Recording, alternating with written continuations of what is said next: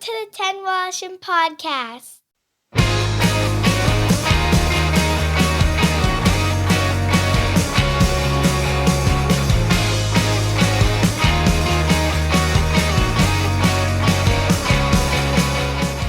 Well, thank you so much. Welcome to another edition of the Ted Wallerson podcast. Appreciate you being here. And you're looking really good, dressing really well. You must be shopping at my favorite place, Tom's Place. 190 Baldwin in the heart of Kensington Market. They are sponsors of this broadcast, and we much appreciate their assistance. If you are looking for clothes for the man in your life, or if you are the man in your life, check out Tom's Place. 7 days a week, 190 Baldwin. Again, it's the heart of Kensington Market. Tom's Place will suit you. Thanks to Paul Gatt, our producer, and the music comes to you from Bike Thieves. This week, speaking of music, one of the most versatile Canadians in the field of music, composer, keyboardist, musical director. He began studying piano at the age of 12. He was at the Royal Conservatory of Music. He then enrolled in the prestigious jazz program at Humber College and was honored with a Duke Ellington Scholarship Award for arranging. 1980 rolls around and legendary singer David Clayton Thomas calls and invites him to tour with Blood, Sweat, and Tears. During his career, he has worked as a studio musician and arranger for such great talents as Gordon Lightfoot, Triumph, Anne Murray, Leonard Cohen, Jeff Healey, and Michael Bublé. He is the owner of a Gemini Award for orchestral arrangements as well. He is Lou Pomanti. Pomanti, it's a real pleasure to see you, sir. How are you? Hello, Ted. I'm well, thank you. You look very relaxed. You look like you just came back from, 6 or 7 weeks in Tuscany in Italy. Yeah, I kind of did.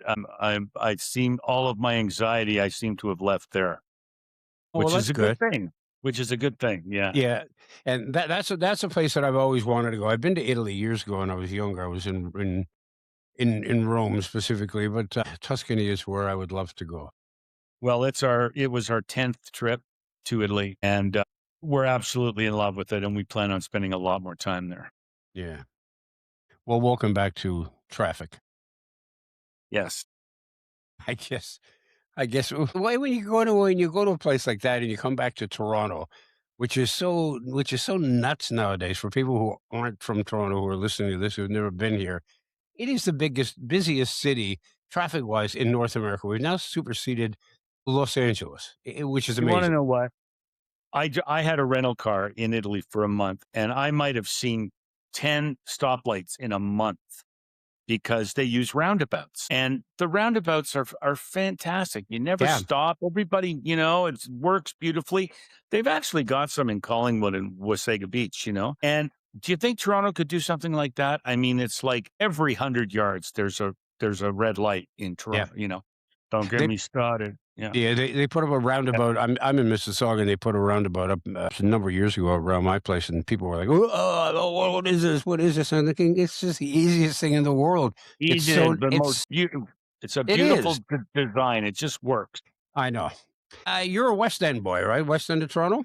I was born and brought up in the West End, but ever since I moved out to my own places, I have always lived in the East End for some reason. I don't know why, but I have. And I live in the East End now, around the Beaches area. And not unlike many young kids growing up, you studied piano. Many of us took piano because it was like, you're going to take piano. That's what your mother, your father said, and that's what you did. Was that I've got a kind of an interesting story about that. Is that I've got 2 older sisters. One's 7 years older than me. One's 11 years older than me. And they were both forced to take piano lessons. And they both hated it. And they were made to play it. So after that, my parents said, well, we're not doing that anymore. So sure enough, when I'm 12 years old, I find the piano in the basement. I start to teach myself. And there's a lesson in there somewhere for parents. My sisters each studied for 6 or 7 years. Each they can't play a note. And I took to it like a duck to water. So I don't know. Now, when you were young, was piano something that you thought, well, maybe I could turn this thing into a living? Did you have other desires, other fantasies? No. When I was 11, I was in grade 7, and that's when bands started. And they put me on flute because I was kind of a short guy at the time. And that didn't thrill me at all. And then when I was 12 years old, I started playing the piano. And honest to God, I've got this theory that, our dysfunctions are our superpower. And I'm telling you something, I was called a hyperactive child. That's what they called it back then. Now it's ADA or ADD.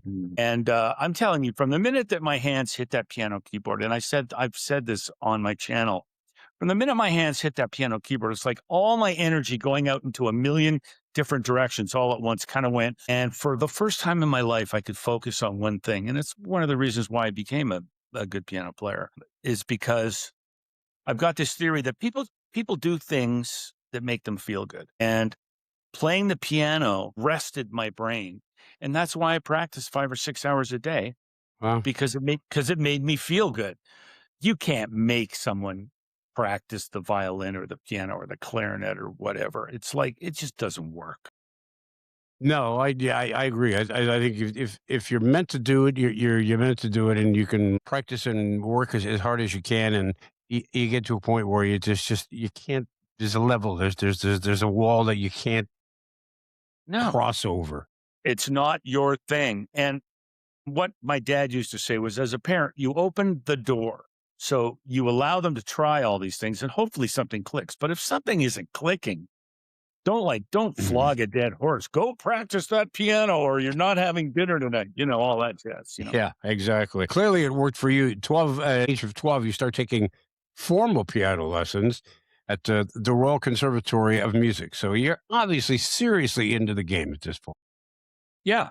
Yeah. Except, I was studying classical music, and to this day, I'm a shitty classical piano player. Like, that's like a whole different world. So I was studying all the classics, and I think that studying the classics helped my overall musicality. It certainly helped my sight reading, which became very useful when I became a session player. But, I was never going to make a dime as a classical player, and I didn't want to be a classical player. No. I've always been a soul, jazz, R&B guy. Yeah. And so that was your next step, to the jazz program at Humber College. That's right. That's right. Yeah. And then, boy, oh boy, leaving high school and entering Humber College at 18 years old, it was 1976, all of a sudden being thrown into this world of like-minded guys and girls, and the level of musicianship was like through the roof at that time in Humber College. All those guys that I went to school with at Humber College, like 90% of them are the busy professional players here in Toronto now. So they wouldn't necessarily be names, household names, but they would certainly be household names within the music industry, whether for session work or working with one band or several. Yeah, like all the music bands, like a lot of the guys, the horn players went on to play in the Boss Brass. And I mean, guys like, John McLeod and guys like Johnny Johnson and, I don't know, Alistair Kay and Mike Farquharson and just a whole bunch of guys, that are busy right to this day. And tell me about the Duke Ellington Scholarship for arranging. Right. Well, that's something that Ron Collier organized a couple of years before I won it, because he had a bit of a working relationship with Duke Ellington. And it was given for arranging. And my arranging teacher there was Dave Stilwell, who just passed. And he had to fight tooth and nail with Ron to get me that award. But unfortunately, Duke came up to the school to personally give the award the year before. So I didn't get Duke in person, but that certainly would have been nice. It's too bad you couldn't have gotten like a Duke Ellington cover band, Duke Ellington, to bring you the award. A fake Duke Ellington, a fake Duke. Yes, it's not Sir Duke, but a kind of a Duke. Well, they could have sent Mercer Ellington anyway. Okay, Blood, Sweat, and Tears. David Clayton Thomas. He brought you into the band back in 1980. How did that come about? Okay, so one of the guys that I went to high school that I went to Humber with was a saxophone player by the name of Vern Dorge. And I was wallowing in like one of my most hated gigs in my life. It was the summer of 1980, and I was rehearsal pianist at Stage 2. It gets worse, at the Charlottetown Theater Festival in Prince Edward Island. And a bunch of my buddies, did the festival, and we all rented a house, and that was fun. But first of all, I've never been a musical theater fan. I've never really worked in musical theater. It's not my thing. So I get a call from Caracas, Venezuela, and I'm in Prince Edward Island, and it's David Clayton Thomas and Vern Dorge had recommended me because they had just lost their current keyboard player. And he said, can you be in Portland in a week? And I said, yes. And I got them to let me out of my contract at the Charlottetown Theater Festival. And I joined those guys. And I've been working with David Clayton Thomas ever since. That's 46 years. Now, at this point, 1980, Dave Clayton Thomas, Blood, Sweat, and Tears is a hugely successful group. So you're familiar with their music. So you're not coming into a band when thinking like, well, okay, I don't know any of these charts. I don't know. No, this is like a dream come true. Like, I mean, I'm 11 when their first record comes out. I'm 12 when the second record comes out. I have all the records. I listen to them all the time. That band is one of the bands that shaped me musically. I was an enormous fan. And the fact that the planets aligned that allowed me at the age of 22 to join Blood, Sweat, and Tears and travel around the world for a few years was just like, I think to this day, it might have been the most exciting time of my entire life. Was David Clayton Thomas one of the most powerful voices that you've ever worked with? Not saying the best, but powerful. He is fantastic. He is a badass. And I tell him that to his face. I say, Clayton, you're a badass. And it's like, there are clips on the internet that I would love people to go and watch. Go to YouTube and Google David Clayton Thomas or Blood, Sweat, and Tears on the Tom Jones Show. There's this clip of Tom Jones and David Clayton Thomas singing a blues, and they're basically doing a battle back and forth. And Clayton kills them. I mean, it's a beautiful thing. It's just great. Clayton in his prime was like, he was the template. He was the prototype for all those gravelly singers that came along in the early 70s, right? Because, I mean, his first record with BS&T came out in 1969. Here's a fact that not too many people know. Sometimes when I've been on the road with Clayton and maybe one of the guys wasn't showing that much respect towards Clayton or something because he was young and he was ignorant, I take him aside and I go, so do you know that BS&T 2, which is the first David Clayton Thomas album that came out, do you know that they won the Grammy for Album of the Year in 1970, beating Abbey Road by the Beatles? Like, I mean, and Louis Armstrong gave him the award. Yeah. I did. I don't know why, but I did know that fact. And I remember hearing it going like, what? And I'm sure if you tell people today and they're immediately going, Google. Yeah. Oh, yeah, you're right. Yeah. I mean, I could talk about BS&T. Like, we could do a whole interview on BS&T with the stories. And it's been a super important band. And the fact that they've been snubbed by the Rock and Roll Hall of Fame in the United States is just a travesty. My feelings on the Rock and Roll Hall of Fame have become kind of like what my feelings are about award show. Why?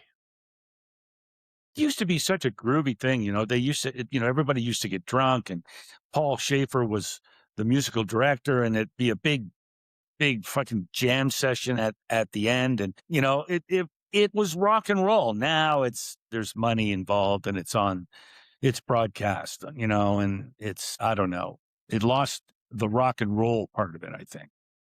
You played with so many great musicians over the years, and I've often wondered.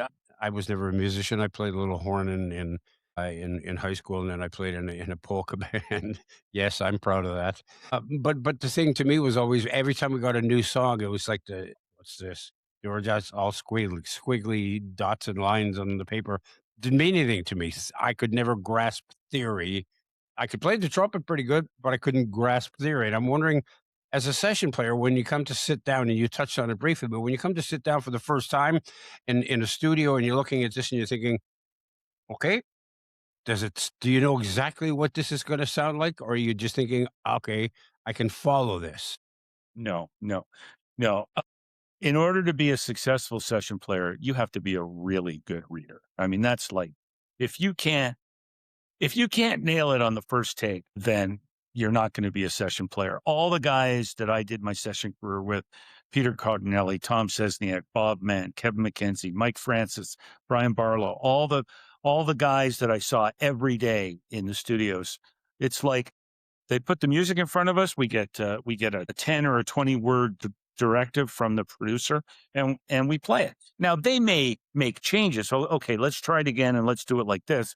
But we've already played what's on the page, Mm-hmm.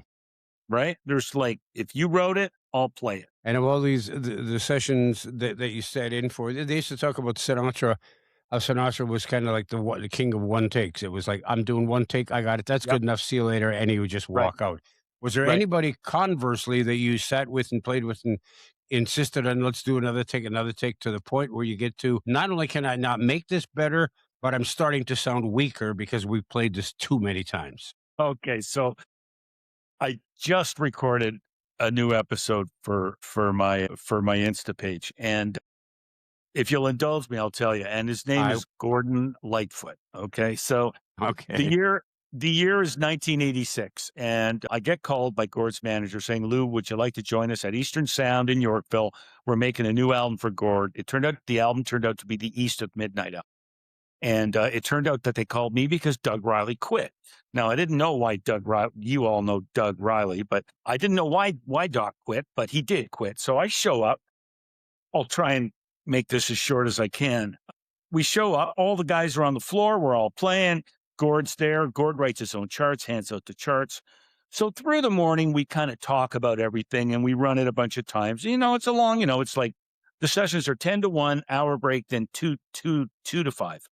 So after the morning, when we've worked on everything, we come back in the afternoon and Gord says, okay, let's go for a take. Okay, well, go 1, 2, 3, 4. We played. He goes, that was really good, guys. Let's try it again. Okay, so we try it again. Take 2. Okay, that was almost it, guys. Let's try it again. Okay, so we do it the third time, and Gord says, and I quote verbatim, guys, that was perfect. Let's try it again. And then I began to realize what was going on. And that was Gord had recently stopped drinking, and that making this record was Gord's therapy. As long as he was in the studio making a record, he wasn't drinking. So Wow. he was drawing those things out, those sessions out, as long as he possibly could to help him to not drink. Now, Doug Riley, he just had no time for that. I mean, he's, even though it was double scale, two sessions a day, he said, I can't. But me, 2 sessions, double scale, I'm there. I don't care how many times I got to play Gord's song. So that was probably the weirdest situation. I can understand that because, I've heard from people, for example, like David Letterman used to say that the happiest time in his life was only the time he spent in the studio. Anything outside the studio, he was ranked. He was anxious. He was just uncomfortable. He was saddened. He was just.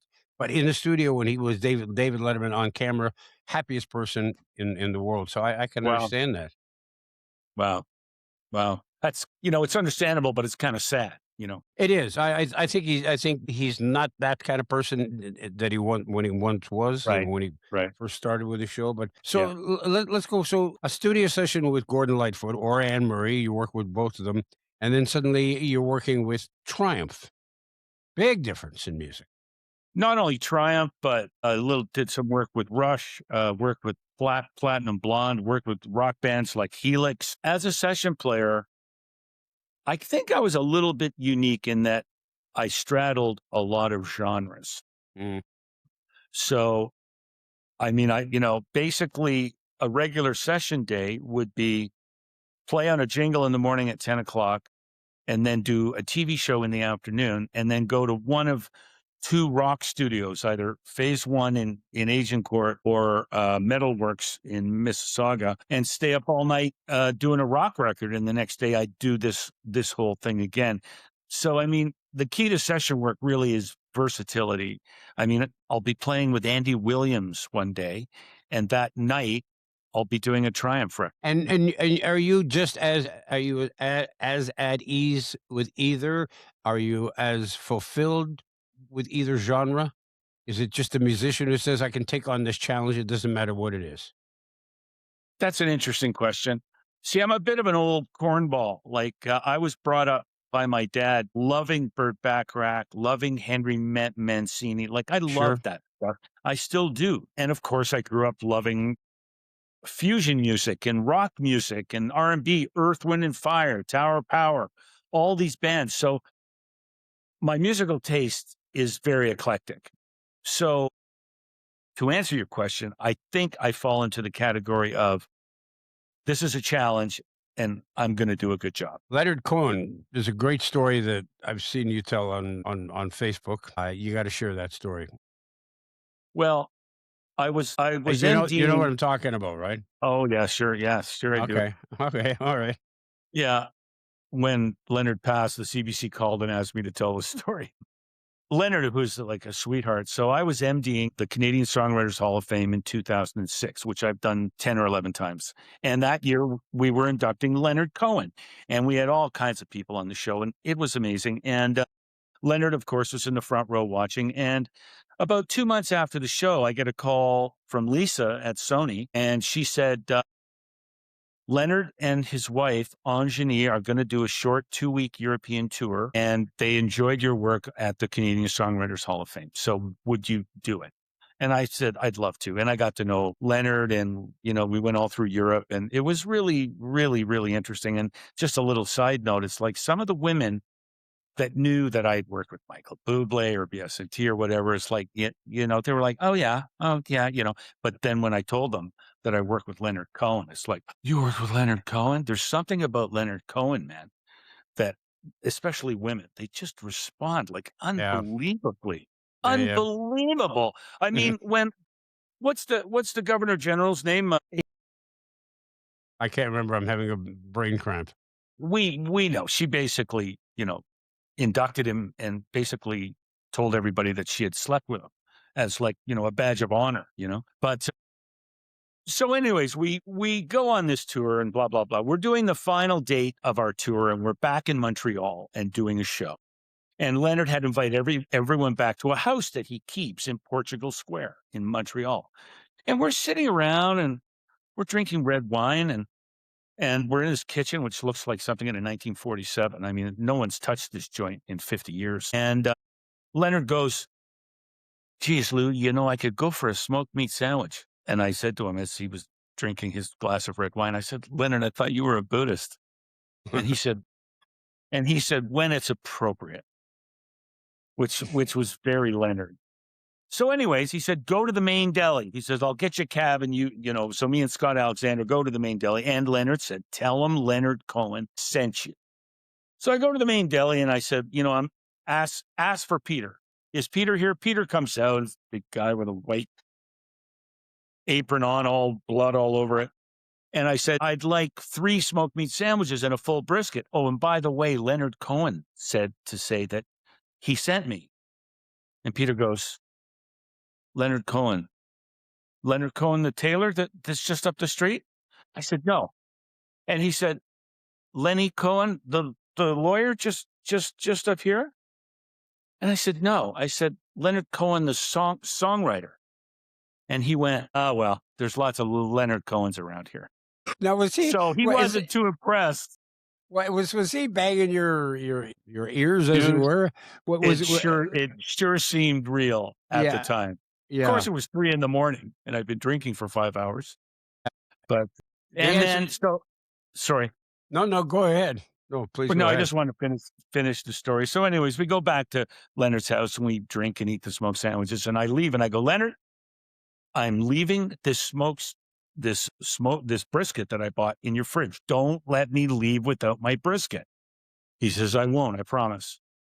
Well, sure enough, I get up to go. I forget my brisket. In the cab on the way back to the hotel, I say, Leonard, I forgot my brisket. He went, oh, I'm sorry. He said, when are you going to the airport? I said, I'm going to the airport in 4 hours because I've got an early flight. And he said, no problem. He said, I'll be up. I said, it's going to be 6:30 in the morning, Leonard. He goes, don't worry, I'll be up. So I grab a couple hours sleep. I get in a cab. I come back. I go back to Leonard's place. As I drive down the street, it's 6:30 in the morning. There's nobody around. I can see Leonard standing in the middle of the street in a suit and a fedora holding my brisket. And I drive up and I roll down the window and he goes, hi. And I said, oh man, he says, I never sleep. And he hands me the brisket and we drive away and he waves to me in the back window. And that was the last time I saw him. There's a great painting in Montreal on I can't remember what building it's on. You know Yes, what I'm on the talking about? side of the building. Yeah, of Leonard Cohen. And now every time I picture that, I'm gonna picture him with a brisket in his hands. Holding my brisket. Yeah. That's right. Adrian Clarkson, is that the answer to your question, by the way? Adrian Clarkson. Thank Thank you. you very much. Who basically bragged that she slept with Leonard.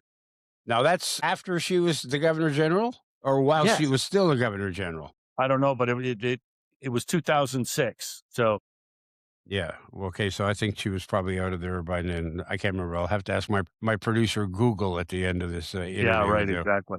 Yeah. That's. Ted Woloshyn returns in a moment. I've had the great fortune to say that I've been associated with one of Toronto's finest names in men's clothing for more than 25 years. Tom's Place.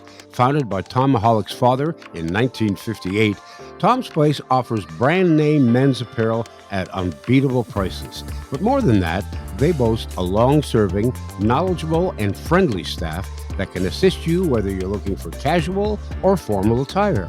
And they have plenty of first-class tailors on site. In addition, Tom and his family are well known for their philanthropic work. So if you're looking to deal with great people who can fulfill your clothing desires at outstanding prices, do yourself a favor and visit Tom's Place. They're open weekdays from 11 to 6, Saturdays 10 to 5, and Sundays noon to 5. You'll find Tom's Place at 190 Baldwin in the heart of Kensington Market. Or check them out online at toms-place.com. Tom's Place will suit you. Now back to Ted Woloshyn. You talk about working for, for people such as Jeff Healey and Triumph and Helix and all the other groups. The attitude any different in the studio than it is with an Anne Murray or a Gordon Lightfoot? Oh yeah. Oh yeah. I'm being subtle here.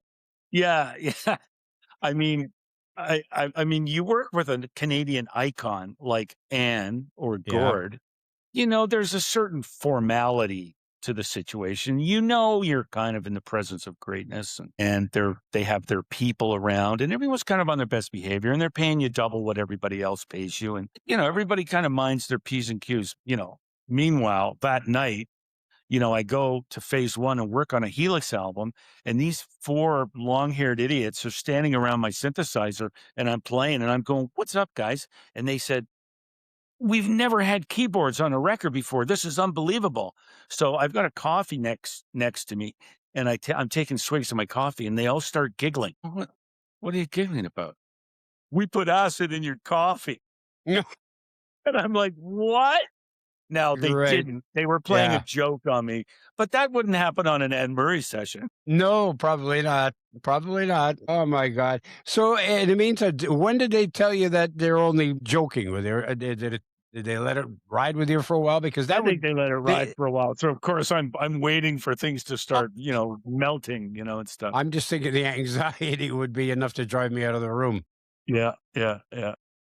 Yeah, you worked as musical director for a number of different events, the Juno Awards, the Gemini, Genie Awards, Canadian Songwriter Hall of Fame ceremonies, and in fact, won a Gemini for an orchestral arrangement of Both Sides Now during Joni Mitchell's induction. Yeah, that was 2007. We were inducting Joni Mitchell.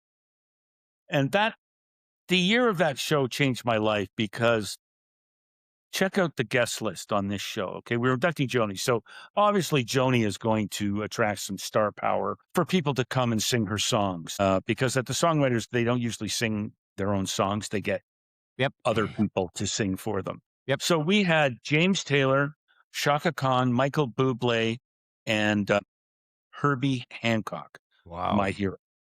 So that was quite a lineup. And I wrote I adapted an arrangement from one of Joni's albums to work for the show, and Misha Brugger-Gossman sang it, and we won. So I beat myself in that because I was up twice in that category for the same show. I wrote an arrangement for Michael Bublé, which is where I met Michael. What's it like scoring a film? It is one of the most labor-intensive jobs I've ever had in my life. It is, let's put it this way, writing the music's the easy part. Meaning? Dealing with the producers and the directors and editors and the way that films get made. You have to be a certain kind of person in order to do well in that business. I have friends of mine that have done wonderfully, guys like Trevor Morris, and they've done great. I guess their personality is a little bit different than mine, but there's usually a time crunch. But there's the approval process is brutal. Having non-musical people, non-musicians, Yeah. having to approve your musical work, I found to be untenable. Yeah. I get it. It's their movie. It's their pictures. You know, they want a certain thing. I get it. But I never really got very far in the movie scoring business. I mean, I did my share, but let's put it this way. I never scored a movie that I'd watched. What is the process? What is the process? Do they come to you and say this is the basic, this is the film, this is what it's all about, or has the film been shot in its entirety and now the music is added? Yes. Look, it happens a number of different ways, but the normal way that it happens is they contact the composer when they have a rough cut. Okay. So maybe it's a first or a second cut and they show it to you so you can start thinking about direction and what you want to do. And they want to hear some themes. So you write a few themes. Meanwhile, the cut is progressing. And what you're hoping for is that in good time, they're going to get to what's called the final cut. And that means the cut is locked. And that means timings don't change. It's very important. Like, math is an enormous part of scoring films. It always has been. I mean, the computers do more of it for us now, but still, it's about math and beats and time and frames. And the number of times when I've been told that I had a lock cut and I finished the music, and then they told me we made a few changes, but it's not very much. Meanwhile, in a mathematical equation, if you change one or two elements, it affects everything after it. So the trickle down is just terrible. And then you'll spend the next 3 days losing a bar here, adding a beat here, and it's a tough biz, man. It's a tough But a boy can a score ever save a film? Because a mediocre film, if turn down the music on any film that you like and watch it on television without the music, you'll know basically what the lyrics are if you've seen it for a number of Absolutely times. right. Listen Absolutely to right. it and walk away and think, that wasn't as good as I remember it. Then watch it again with the music, with the volume turned up, and go, wow, that's exciting. Because I mean, it's all the Absolutely. violins are building the crescendo as you're coming. The guy's walking around the corner, and here comes the guy with the gun, and the whole deal, right? It just builds up the excitement. It's everything. Well, yeah, like look what John Williams has contributed to Steven Spielberg's movies. Yeah. I mean, it's mind blowing. And here's another mind blowing thing. Steven Spielberg is reported to have never given John Williams a note for a change. Mhm. So he trusted him enough. Now, look, he did have the greatest living Yeah. movie scorer, but Yeah. still, to never give him a note, pretty great. Just let him do his thing. Well, didn't John Williams also write the theme for NBC News? He did. He did, and Yep. you think about that, and that's a different situation. Now, scoring a film and then coming up with a theme, something that this says, okay, this is what you're going to get, and this is what you will remember this by these notes and by this musical presentation. Which is tougher, do you think? Oh, I think scoring a film is tougher. I've done lots of. I co-wrote the CTV National News theme. Those are little. Those are little jobs. When you're dealing with a 2-hour story arc, or even worse, a series over 20 episodes or 13 episodes. I mean, that's when it gets challenging. Okay, that makes sense to me. It would always be like, at least when you're sitting down to score a film, what's going on here. When somebody says, give me a theme for a show, even though they say, okay, it's going to be a comedy, it's going to be a drama, it's essentially the first thing that people hear before they even really see any acting. Now, you've set the stage with that theme. Yeah, and what they tell you every time, no matter if I wrote the theme to Love It or List It or whatever, I've done so many of those things. It's like they always say the same thing when they're when the audience is in another room in the house and they hear that theme come on, they have to know that it's the theme to their favorite show, and it needs to pull them in. Yeah. Yeah, and when you think about it now, some of the great shows, which were not necessarily all that great, had great themes to them, and they did draw you in. Yep. The Twilight Zone. The Twilight Zone is a great example of that. I mean, even something like Hogan's Heroes, right? Yeah. Those drums start beating. Yeah, yeah. I can still hum it. Yeah, well, I'm sure you could play it too if you were so inclined. Well, there he goes. There's everyone's earworm for the day. There you go. The Hogan's Heroes theme, courtesy of Lou Pomanti. You talk about your synthesizer. I wanted to talk about that. You'd mentioned it when you were telling me the story about being spiked with acid. When synthesizers first came into play, a lot of musicians thought, "That's it for me. There goes my career. They're not going to need to hire 12 strings." And, from an orchestra to form an orchestra when they can just grab a synthesizer and fake it all. Did you have those concerns? Or you would have been the No, guy playing because I this? was Yeah, exactly. But as I a was the musician, guy. No, see, synthesizers were my in right? because I was the guy in 1983 who became busy overnight because I became the synthesizer guy in Toronto. Sure. There were only two of us. There was Ray Parker and there was me. And so I felt that iciness and with a lot of the people around me, the other musicians around me. But to me, the synthesizers were my entree into the session scene. I didn't stay being a synth guy. I ended up being a piano guy and an organ guy and an arranger and a writer and all that stuff. But my timing was certainly lucky because I'll tell you why. It's because the people that hired me when I first started in 83 in the session scene were keyboard players. So this older generation of keyboard player, leader, conductor guys, these guys were not synthesizer savvy. So they needed a synth guy because their clients were, in 83 were going, is there going to be a synthesizer on it? Because, it's the new thing. You got to have a synthesizer. So guys like, oh my God, Jimmy Dale, Eric Robertson, Mickey Irby, all these guys, I got to work. Oh, Doug Riley used to hire me for synths because he wasn't hip to synths. So I got to work with guys of my own instrument, which never happens, of course, right? Of my own instrument. And basically, they mentored me. They'd be on the piano. I'd be on my synthesizers. And then 5 years later, you wouldn't see me on synths anymore. I'd be the guy on the piano. Right. So it was a unique opportunity. Yeah, but okay, so I'm just want to say I understand as a synthesizer, as a keyboardist, you're thinking, okay, well, this is great for me. I'm going to have tons of work because everybody, as you say, everybody's saying, where's the synthesizer? Where's the synthesizer? But as a musician, you had to be feeling bad and kind of feeling, oh, geez. I mean, you mentioned again, you said you could feel the ice, right? And that leads me to my next point, which is AI. Yeah. I mean, is AI going to do? Story. Yeah. But it's the elimination of the human being. Yeah, AI is so much of a bigger issue than synths coming along in music. Yeah. I mean, this is it's one part fascination and one part just being absolutely terrified, and I know a lot of people feel like that. I got to tell you something.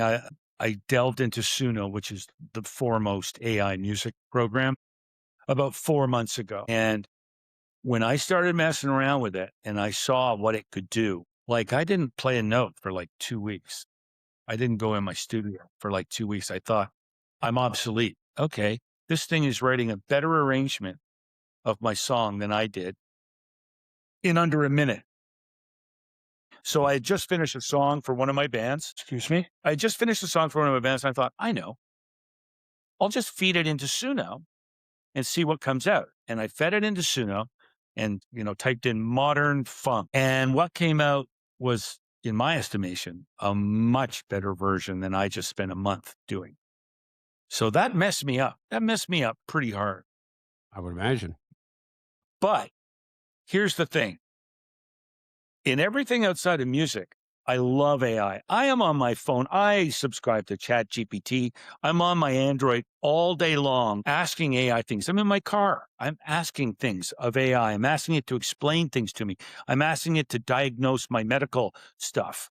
I'm in Italy and I'm asking what the best restaurants are or what's the best gate to enter the old town. Like I'm using AI in a million different ways and loving it, but it's like the hypocrisy comes out when it's like, but don't touch my pop songs. Yeah. So that's really full of shit. It's like, I want to use AI for everything except if it affects me. Yeah. I know what you're saying because I'll Yeah. use it for a number of things as well. But then I think to myself, well, somebody could very easily just sample my voice, and I mean, not that I have this, this great voice that people are dying to hear, but somebody could sample my voice and use it for narration on a film somewhere where I'll never see it, and think to myself, man, I just been ripped off, and I have no idea that I was ripped off. Well, the term ripped off, sums up exactly what the problem is with AI. And that is these bots scanning the internet for all this information and they're not paying for any of it. So all this info that is fueling these large language models that are the basis of AI, how it learns everything. It's like no one's getting compensated. So it's like I've done some things on Suno where I'll hear a voice and I'll go, man, does that ever sound like this guy? Or the drums. And I go, geez, that sounds like Jeff Porcaro playing the drums. And it's like, no one's getting a cent. And that's inherently wrong. Yeah. How can you sample the world's artistic output and regurgitate it and not pay anyone? And what of artists who have allowed their voices or their personas to be used once they have died, and the money would then go to? And there's an actor who's in a film, and I can't remember who it is right now, who's in a film, but he passed a number of years ago. But they used him in this film, and I'm thinking, first of all, that creeps me out. That really creeps me out, and secondly, I can't figure it out whether that's right or wrong because if he gave the permission and money being made from that is going to his estate, i.e. his family, is that wrong?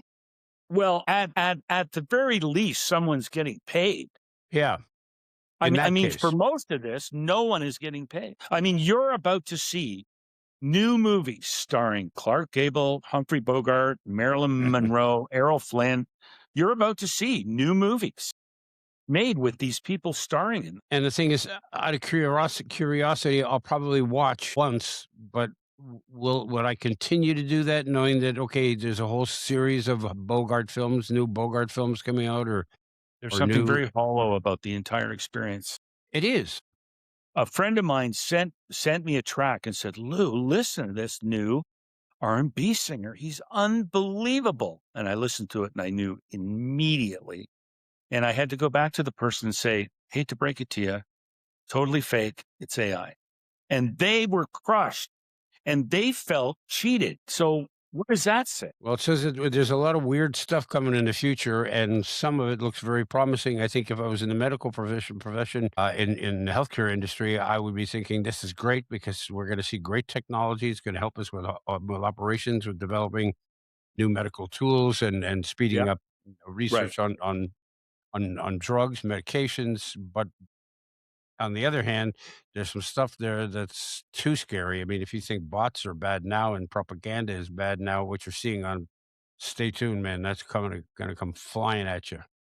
And the problem is that we're not going to, AI, video is going to get so good that you're not going to be able to tell the difference. And that means that people are not going to trust anything. Like I can still tell if a video is AI. It's too perfect. It's like the Suno music. It's too perfect. Somebody posted this thing recently, and it was 6 or 4 commercials, 2 by men, two by women, and half of them were real, half of them were AI, Oh, and you're and supposed to choose. Yeah. and you're supposed to pick them up. And I think I got 2 out of the 3 right. Is that right? So they fooled you on one of them.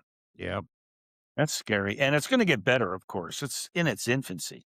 The one thing about AI that AI doesn't have, and there's all these arguments going on in the radio industry, and because some radio stations are using AI now as opposed to actual announcers.